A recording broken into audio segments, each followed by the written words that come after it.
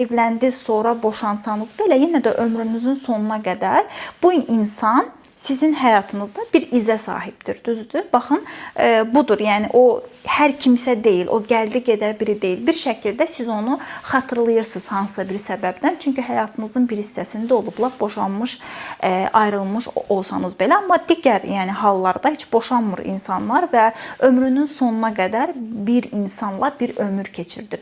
Və təbii ki, özünüz fikirləşin, siz bir bilmirəm, oyun qurucu olsanız, siz bir sistem qursanız və fikirləşsəniz ki, bir insana fərqli formalarda təcrübə yaşatmanın ən asan yolu hansıdır deyə düşünsəniz, siz yəqin ki, siz də baxarsınız ki, evlilik elə var da, yəni hazır bir evin içində iki insan var.